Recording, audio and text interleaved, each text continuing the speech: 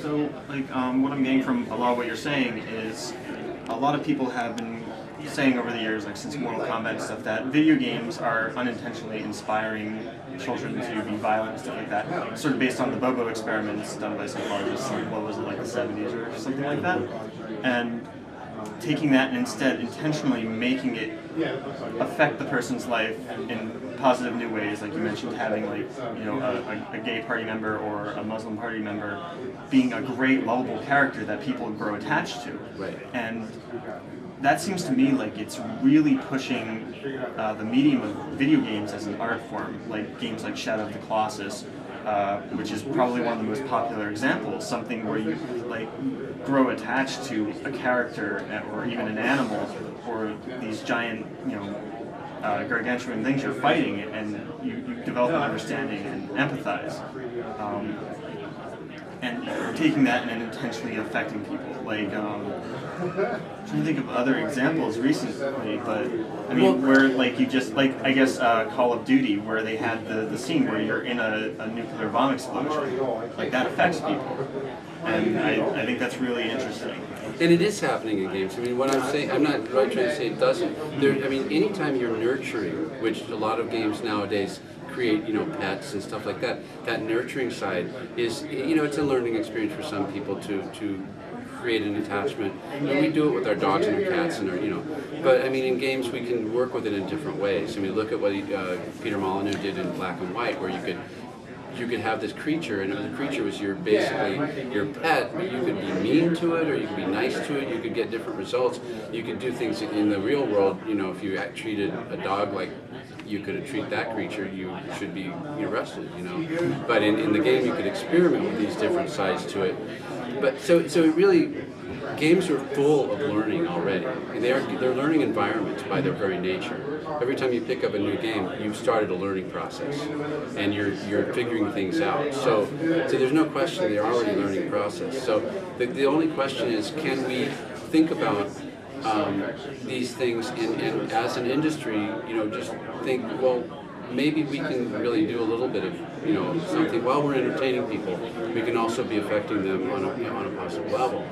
And when I was doing Reset, the book that I wrote, I asked a lot of questions of a number of people in the industry. And Louis Castle, who was at the time was the senior vice president or something at EA Los Angeles, he was the head of the studio there.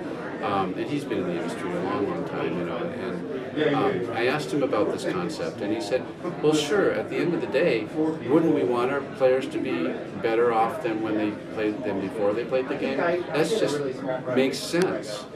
They're going to be better players. They're going to come back and play our games more. It's like, it's not even really rocket science to think that, to do something that has a positive impact on players is going to be a good thing. It's how you do it. And the how you do it comes down to really just like everything else, it's a mental process of how you do it. How does Miyamoto create his games, or Will Wrigley create his games, or Peter Molyneux his games, and every other game designer. Every game designer does have a brilliant ability to create a world or an experience or a structure that we play within that satisfies us, that motivates us to complete it. So it's just a mindset you switch on and say, well, okay, now I have this mechanic, I have this genre, I have all the rules and sets and everything, and how can I use that in a way that may be beneficial to people? One design that I worked on a long time ago, not Saboteur, which is coming out now, but a long time ago I worked on a game based in French Resistance, and part of what I was trying to do was actually model what it was really like to be in an occupied territory, not being able to trust anybody necessarily, and yet having to reach out to them because the resistance was about connecting with people. You were always at risk every time you approached anybody that they could be a spy, they could be a Nazi sympathizer, they could be any kind of cop undercover, and you could be killed really quickly, and the world was very dangerous. So part of the game, not all the game, but part of the game was about that. Part of it was about running missions, and those could be stealth missions or violent, the outright violent or your escort missions, assassinations, sabotage, all kinds of things. So there was lots to do in the game as I saw it, but this part of it, the human thing, was a big part. And I actually did interview several people who had been in the Resistance, so I had perspective on that, and they confirmed what I was talking about.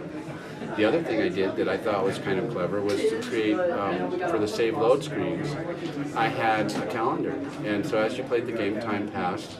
And in the calendar I had links that you could link to find out what really was happening in the war during that time and during the occupation. So you could get historically accurate information if you were curious about it. So the game itself was fictional, but it was based around very real types of events. And you know, that's an example of what I think would be a game that I knew would be fun to play, because the way I saw it, it was like, you know, lots of fun stuff and ranging from, you know, full-on firefights to just planting bombs or sniping somebody or just protecting people. All those things are fun to do. You know, and it was more than that. It gets complex to describe because there was a lot to this design. But the little things that I thought of to do that I thought this will actually improve people's perspective on a certain level, that's where I really started to think that it can be done. You can do a kick-ass AAA game that can sell to millions of people. And why do a serious game? This is me talking because I respect people who do serious games. But my thing is, why would I want to do a serious game that might reach 20,000 people when I could do a really cool game that can reach millions? So now I would like to see that happening on Facebook and happening in the social games world, where you can do that kind of thing, because now you can reach 50 million people, 100 million people with something, and they're being entertained, they're having fun, and at the same time they're coming out with something that's beneficial. See, I didn't learn very much about farming from Farmville. You know, I mean, I've been a gardener, and I know how to garden, and I didn't learn anything useful from Farmville except that it costs money to plant crops, and if you're lucky, you'll make money, and if you neglect them, you won't. You know, that's about as much as I've gotten out of it. Yeah. So there's, but you know, not to put it down. I mean, it is what it is, and it's very successful. But at some level, perhaps we'll get to the point where we really do learn things from even these kinds of games. And that would be my. And again, I want to really say this carefully. I do not want every game to be, you know, it doesn't have to be every game. It just, a little bit of thinking that way can shape the way certain things happen, and those games, if they're popular, will affect people, and in the end, it's like everything that goes viral, it can affect a lot of people, and who knows, it could change society if we're doing that on a regular basis. Well, what do you think about what Rockstar's doing with, especially the newer Grand Theft Auto games? I mean, they're dealing with immigrants, and I guess the new expansion is going to be a gay character. I mean, what kind of impact do you think that series is going to have on forward? Does that go along with what you're saying, or is it kind of against it? Well, GTA is a really interesting phenomenon. I mean, really brilliant game design, and they've done really well with their cutscenes and stuff, where they're actors that get really quality actors, and their gameplay is excellent, and they have delved into different worlds and different realities. Whether they're, you know, truly changing people's perceptions, I don't know. You know, the problem is, for me with GTA, and I do love the games, and I do really respect it. I love the game design, it's awesome. What I wish they had done was to create within it a legitimate path for your character, a choice you could make that was legitimate, where you could try to be a legitimate, and this could be hard because you come from this gang world, this violent world. Trying to go legitimate would be full of challenges, just as much as the other parts of the game. And you could go legitimate. You could start, you know, a business or do something like that, and then go from that. And if you wanted to, you could jack cars at night, you know, and do your stunts. I mean, you could do all kinds of things with it, but you did have that option, that choice. And choice is the essence of good game design, is giving people choices and then the consequences for those choices.